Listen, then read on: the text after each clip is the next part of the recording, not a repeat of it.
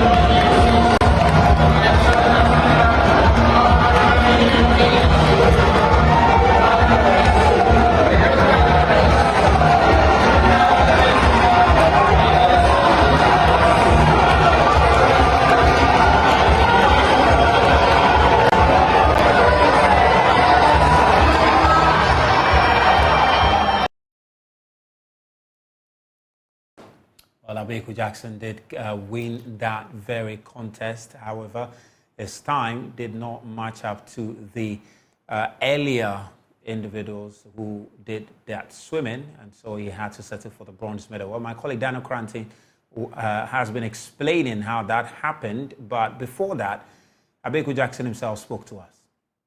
For me, I'm excited for Team Ghana in swimming. I'm excited for all the athletes in swimming because I got to train with them a week or two before the competition, and I know for sure every athlete here is training and giving their best. I know the sacrifices that every athlete, even without being in swimming, whether it's weightlifting, whether it's boxing, whether it's football, I know the sacrifices each athlete has to go through, and the discipline and the training and the toughness that comes with it, as long as and also the pressure. And I would like to say that every athlete in Ghana, I'm proud, be it what the result is, because I know how much effort he puts into it, and I'm just happy to be here to put it. Yeah, of course, the fans are important. For us, the fans are important, especially because the host nation. And just hearing the crowd shouting my name, even while swimming, hearing the crowd shouting my name, I know I'm getting closer to something and pushing forward. And the main goal is to hear the national anthem being played for Ghana and to stand on the podium and to know that you did your best for your country and raise the country high. Yeah, for me, this is always a stepping stone. I mean, it's good to have competitions before the main Olympics. It's good to have African Games, World Championship. I recently just came back from World Championship. Before World Championship, I had a different competition. It's been back-to-back competitions, and it's the way forward. Because the more competition, the more experience, the more you're getting into for the main goal Olympics and to qualify for the Olympics. I mean, like I said, it's a stepping stone. My first All-African Games was in Morocco. I managed to be in the finals, top 5, top 4. I was 5th and 4th in individual events, and now it's a stepping stone. I'm on the medal podium. Who knows what the next All-African Games will hold for me? But then again, it's exciting to be here. It's exciting to be in the host nation. It's exciting to hear the fans shout for you. It's exciting to hear everyone behind you and supporting my family, my friends, and I just want to say thank you. Not necessarily. For me, I still give my best, because be them being there or not there, for me, swimming my own race, and for me, it's to keep winning and keep winning. Be it whoever is there, it's just to swim your own race and give your best. It's always to drop my time. It's always to get to my personal best, drop my time, move forward, qualify for the Olympics, and make my nation proud.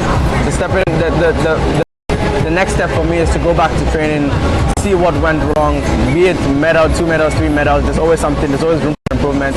So I'm going to go back, improve, work on everything I can, and give my best.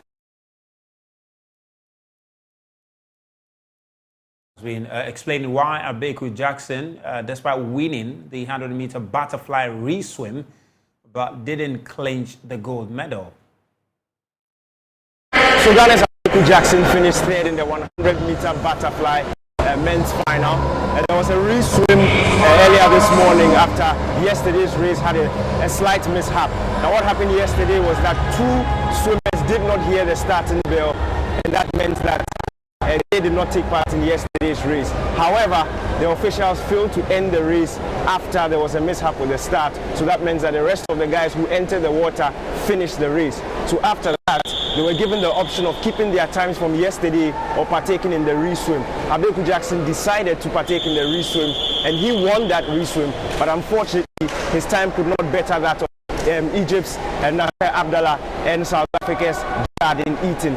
So Abeku Jackson wins his second medal of the swimming competition, a silver in the 50-meter butterfly and the bronze in the 100-meter butterfly. For Joy Sports, my name is Daniel Pranti. Let's take it to volleyball now, because Ghana has qualified to, well, all right, before we take you to volleyball, let's speak to my colleague Haruna Mubarak, who has been at the Boterman Sports Complex monitoring the other swimming events and bringing us up to speed on what the other Ghanaian swimmers have been up to. Haruna, what can you report for us? Did we win any other medal today? Zach, can you hear me? Yes, go ahead. Well, not at all. It's just Abeku Jackson who claims the bronze medal. But we had Giselle Mensah and then Uniles Sechi, who featured in the women's 50-meter breaststroke, I beg your pardon, in the finals tonight, but they couldn't make it. Giselle Mensah, she finished 5th in that particular race, and then Uniles Sechi, she also finished 7th. So they couldn't make it on the podium. But there is a huge chance that Ghana could extend its medal as far as swimming is concerned, its medal tally. You know, Abeku Jackson has won 2, he's won the silver, he's won the bronze, and tomorrow he will be featuring as well. He is part of the heat for the men's 50-meter freestyle event, and he will be in lane 3. We've got another Ghanaian in Stacey Harry. He will also be in lane 5. So, and these are our 2 outstanding swimmers at the African Games so far, and I feel that there is some sense of optimism that we can clinch one last medal as far as the swimming is concerned. Tomorrow is the final day of the competition, of course. And aside there, in the women's 50-meter freestyle as well, we've got Mensah Joseph. Having finished 5th today, she'll be hoping to put up a really impressive performance tomorrow as well. And that's about it for the events as far as Ghanaians are concerned in swimming at the 2023 Africa Games. Haruna, thank you very much. Of course, we'll connect with you again tomorrow for some updates in the swimming competition. Well, I did mention that Ghana has qualified to the quarterfinal stage of the men's volleyball competition after a 2-1 win over Algeria. Now, Ghana's impressive pairing of Paul Akan and Seydou Jinaku rallied back from a difficult second set to take the decisive third set. Tuesday's win is Ghana's 4th consecutive win after an excellent group stage campaign. Now, Ghana qualified from Pool F of the men's beach volleyball with a perfect score of 3 wins, a 2-1 win over Togo, 2-0 over Senegal, and 2-0 win over Benin. Now, early on Monday, the team's coach, Shapnoor Eden, tasked the team to win gold by the end of the competition, and the boys appear very poised to do so. And the women's team, on the other hand, had a more straightforward path. Successive group stage wins, 2-1 over the Gambia and 2-0 over Burkina Faso in Pool A, ensured qualification to the quarterfinal stage.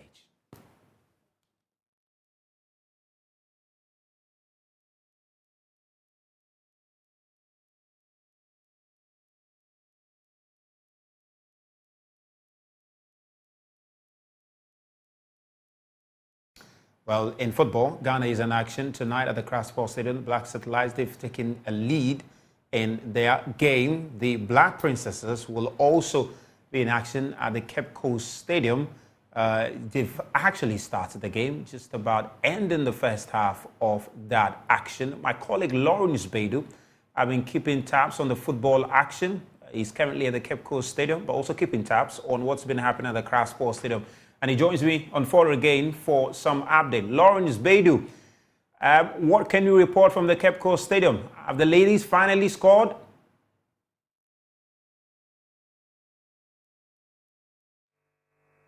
Hello? Lawrence, Hey, what can you hi. report from the Cape Coast Stadium? Are ladies leading at the moment?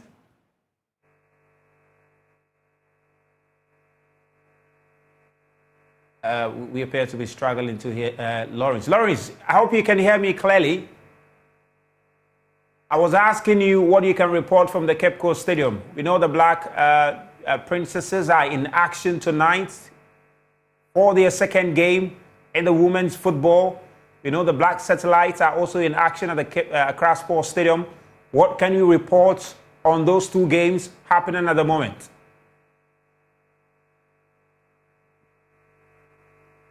Yep, we are struggling to connect with Lawrence, but we'll try and connect with him and bring you that update. There was a cycling event earlier today at the Ablekuma-Pokwase stretch, and it was Eritrea who came top, winning gold in the men's elite and the under-23, men's under-23, and also won the women's under-23, while South Africa went home with the women's elite cycling event. It was an exciting one there, but there's trouble for the triathlon athletes, because they are yet to receive the equipment ahead of their competition, which is scheduled for Friday.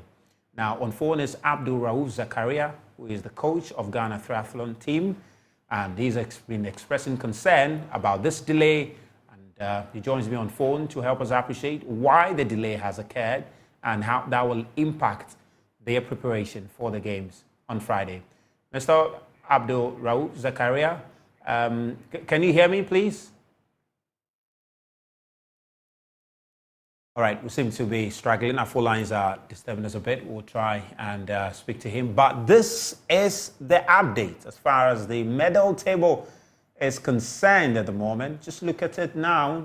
Egypt are still top of the medal table. As of yesterday, they had 75 medals at this point. They've got 91 medals. That's about 11 medals they've added to their medal pool.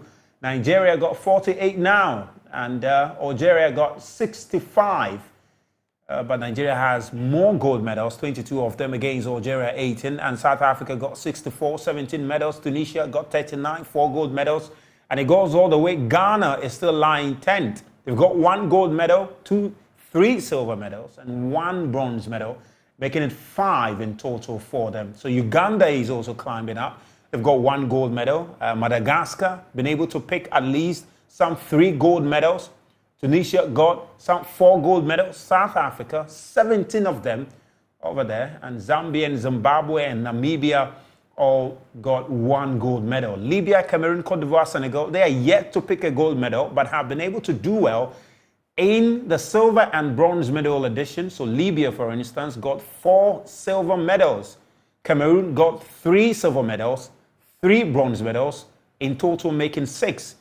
And you can understand they are chasing for a gold medal at the moment. So you can see Eritrea yet to be updated, but when updated, you see Eritrea with 3 gold medals, which they won today in the cycling event, and that should take them up as far as the numberings are concerned. But let's get back to the triathlon team, who are in some uncertainty because the equipment are yet to be delivered to them ahead of their contest on Friday.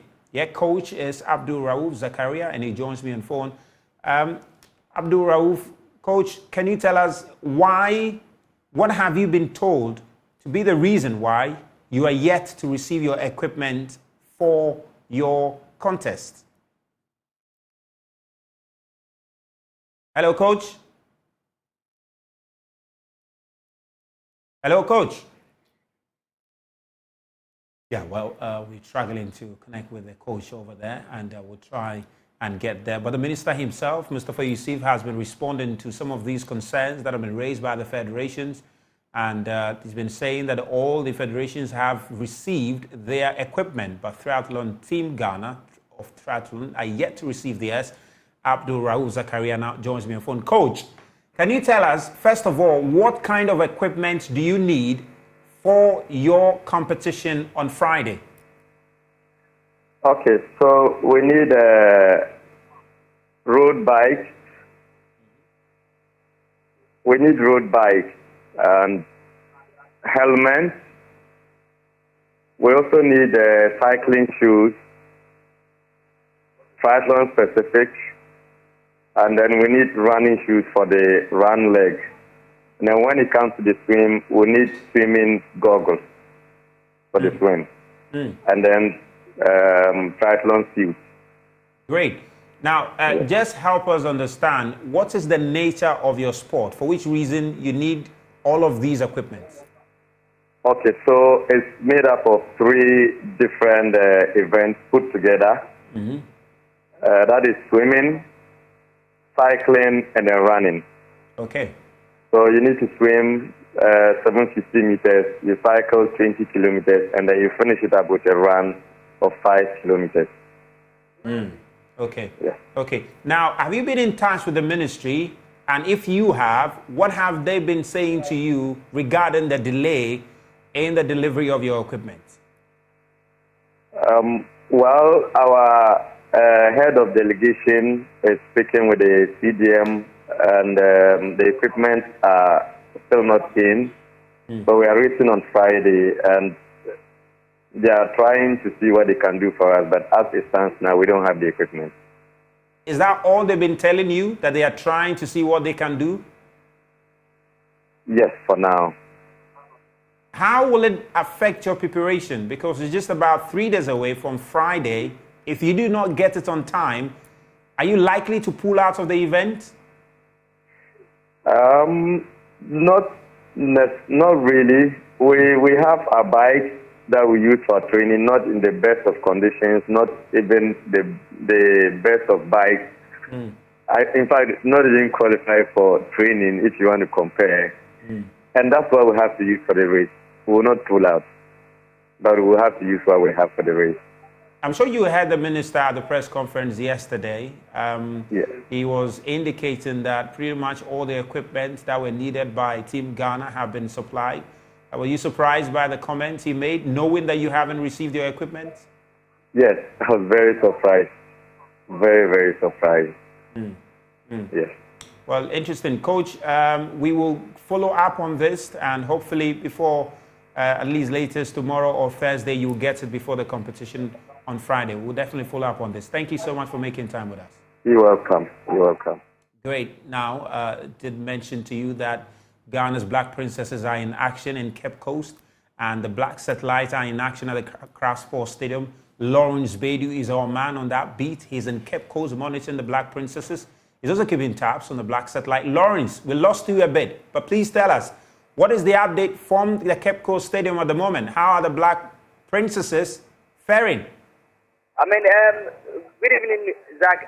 It's been a good 45 minutes for the Black Princesses, although they didn't start on a good note. Just like the first game against Ethiopia, the Black Princesses have failed to convert the chances they created early in the game. And in the 22nd minute, Tanzania took the lead with a beautiful shot which beat Afi Amenyaku. But then it's been a good response from the Black Princesses, who were to see the team score on the stroke of halftime to level the score. So at the end of 45 minutes here at the Cape Coast Stadium, it's Ghana 1, Tanzania 1. I'm sure you've been keeping tabs on what's been happening at the Accra Sports Stadium. What can you also report on that? Yeah, on my last check, the Black Satellites were leading by a goal. I don't know how far that has gone at the moment. Before I switch to focus on the Princesses game as well, the Black Satellites, which is handled by Desmond Ofe, were in the lead at Accra Sports Stadium. Lawrence Bedu, thank you very much. We'll keep tabs on that, and of course we'll be hearing more from the performances of the Black Princesses and the Black Satellites there. But before we wrap up, Eko Boydo is a cornerback for the Kansas City Chiefs and recent Super Bowl champion. He's in Ghana after several years away, and as part of his visit, the US-based Ghanaian NFL champion visited Rockies International School in Accra earlier today to spend some time with the kids, and my colleague Kwame Banaya followed him and has this report. Students of Rockies International School welcomed the NFL star in style.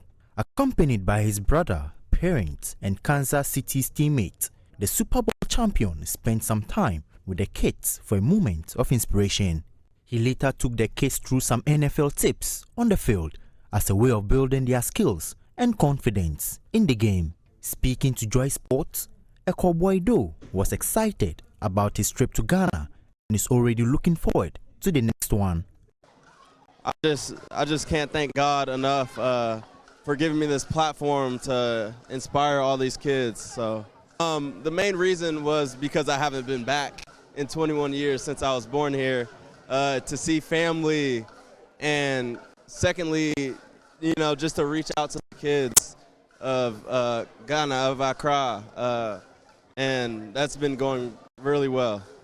It feels awesome. I knew I was going to have that big platform in the Super Bowl, so I wanted to make sure that I brought the Ghanaian flag to represent, just to show love to where I'm from.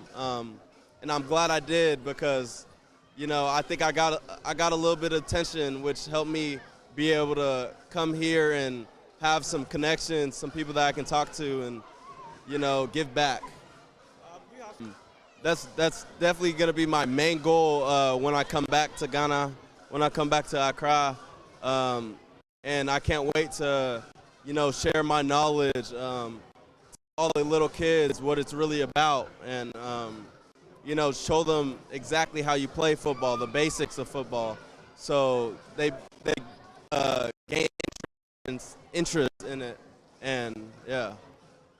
Fantastic. Ghanaian making Ghana proud in the NFL. And it's on that note that we draw the curtains on tonight's edition of Prime Sports with me, Razak Musbat. We've got more stories for you on myjoeonline.com. A lot more African Games updates are there. Of course, follow us on all our socials. Thank you for being part of it.